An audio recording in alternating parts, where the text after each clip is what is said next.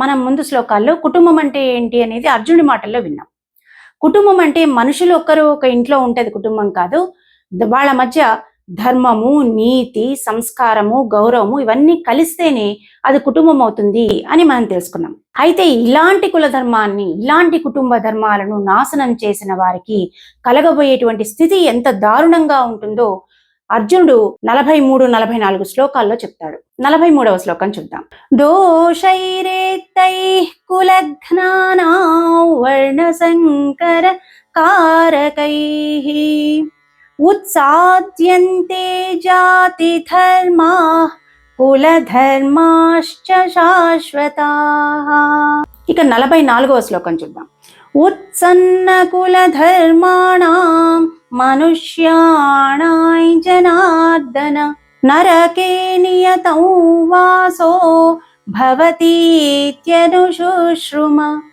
ఈ శ్లోకాలకు అర్థం ఏంటంటే, ఎవరైతే తమ సౌకర్యం కోసము కుల ధర్మాలను, జాతి ధర్మాలను, కుటుంబ ధర్మాలను నాశనం చేస్తారో అలాంటి వాళ్లకు శాశ్వత నరకం ప్రాప్తిస్తుంది అని అంటాడు అర్జునుడు.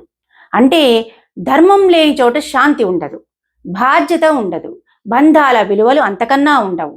దాంతో కుటుంబాలు నాశనం అవ్వడం వల్ల ఏమవుతుందంటే క్రమంగా సమాజం మొత్తము అధర్మం వైపు వెళ్ళిపోతుంది. ఇలాంటి కుల నాశనానికి, కుటుంబ నాశనానికి, జాతి నాశనానికి కారణమైన వాళ్ళు మాత్రమే కాదు, వాళ్ళ తర్వాత తరాల వాళ్ళ జీవితాలను కూడా నాశనం చేస్తారు. కాబట్టి ఇలాంటి వాళ్ళకి శాశ్వతమైన నరకం తప్పదు అని అర్జునుడి ఉవాచ. ఇక్కడ అర్జునుడి ఉద్దేశం ఏంటి? నేను కూడా ఈ యుద్ధంలో నా వాళ్లను, నా బంధువులను చంపితే నాకు కూడా ఇలాంటి నరకమే ప్రాప్తిస్తుంది కదా అనేది అర్జునుడి భయం. ధర్మం కోల్పోతే మనిషి జీవితం ఎంత దారుణంగా ఉంటుందో ఈ శ్లోకాలు మనకి హెచ్చరిస్తున్నాయి. అంతేనండి ఈ వీడియో ద్వారా మీరు కూడా ఏదో ఒక మంచి విషయాన్ని నేర్చుకున్నారని ఆశిస్తున్నాను. ఇలాంటి వీడియోస్ చేయడానికి చాలా టైం అండ్ ఎఫర్ట్స్ కావాల్సి ఉంటాయి.